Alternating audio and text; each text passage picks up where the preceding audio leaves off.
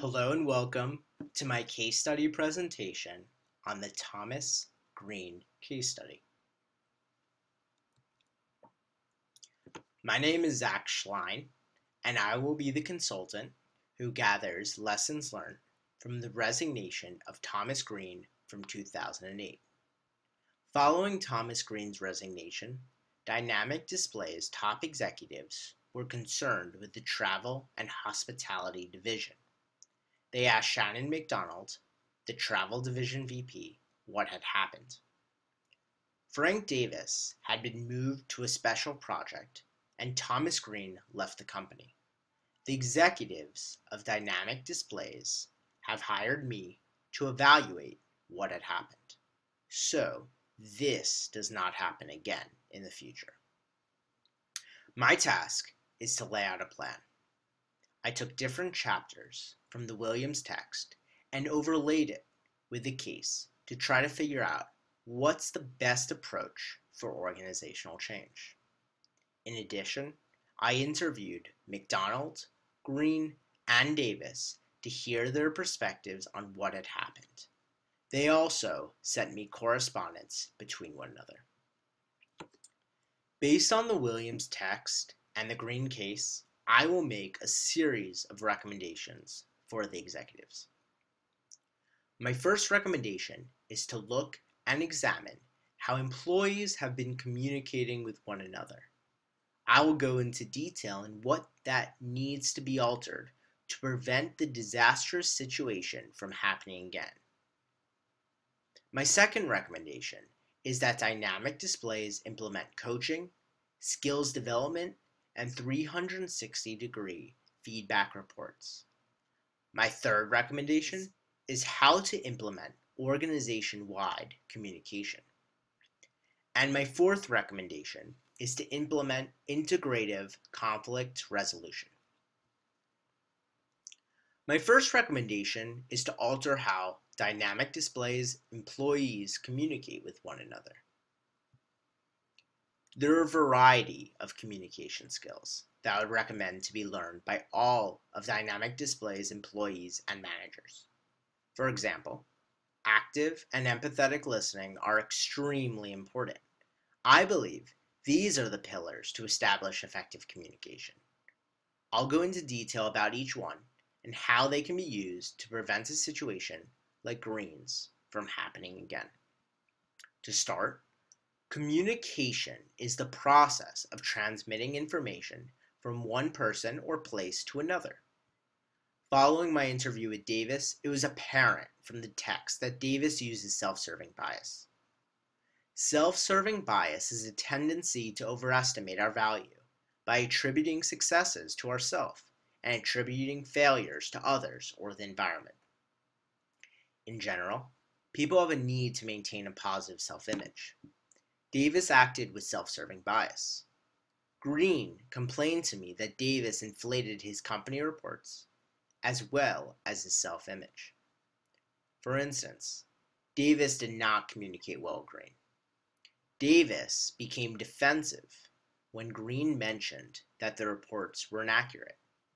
Their communication was lacking by both parties, and neither one had the ability to hear each other.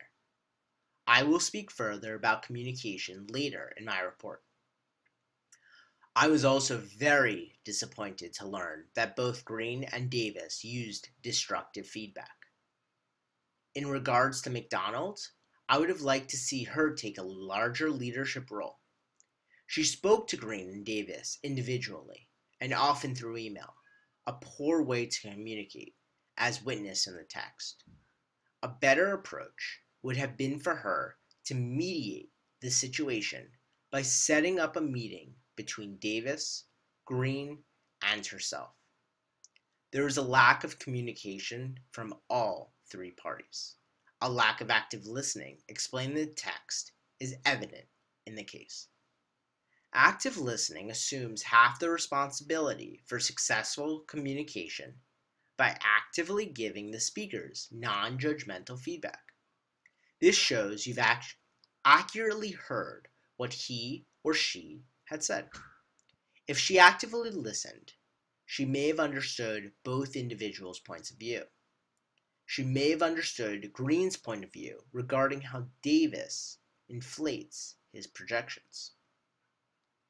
On the other hand, when it comes to Davis, McDonald may have seen that Davis had different expectations for Green regarding how the two worked with one another.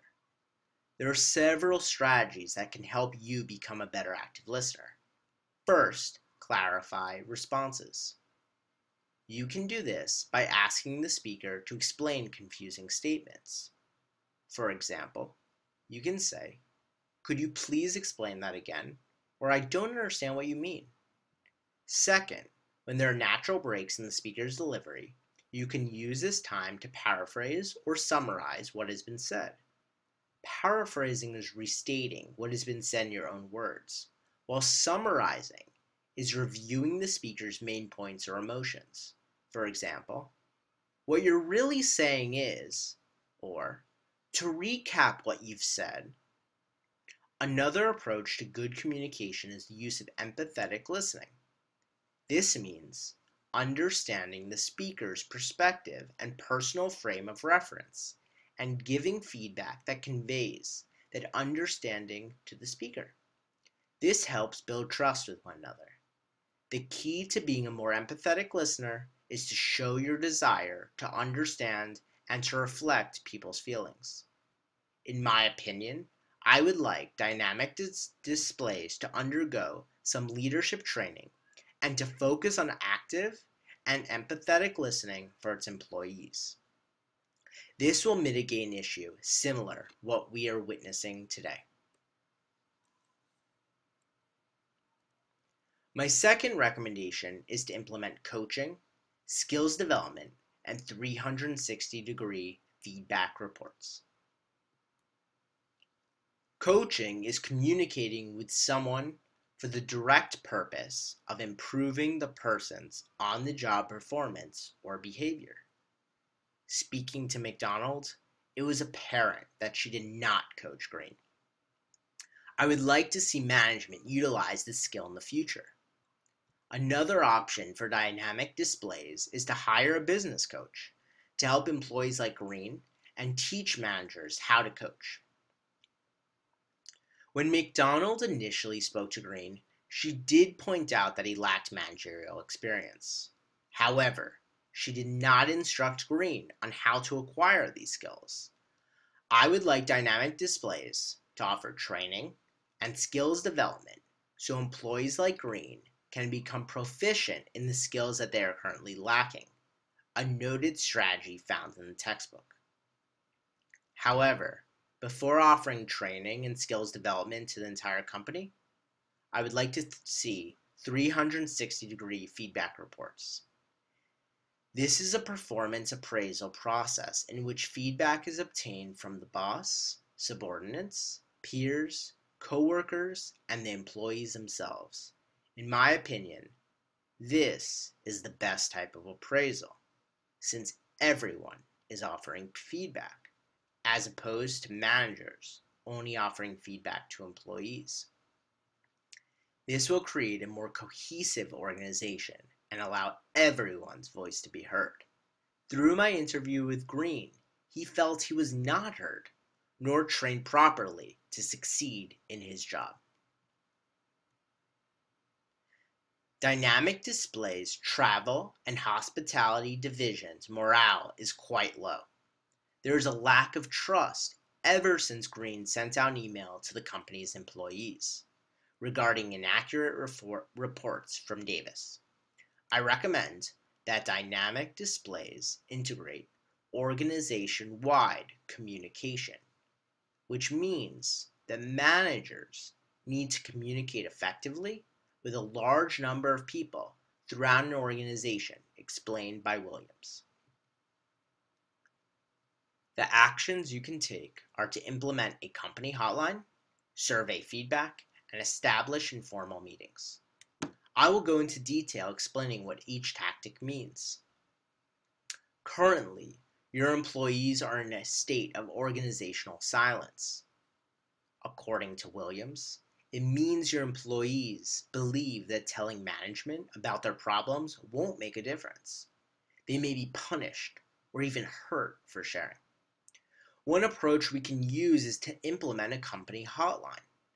A company hotline is a phone number that anyone in the company can call anonymously to leave information for upper management. In fact, according to Williams, 47% of the calls placed to them result in an investigation and some form of corrective action within the organization. Being anonymous is critical as well. Dynamic displays must also implement survey feedback.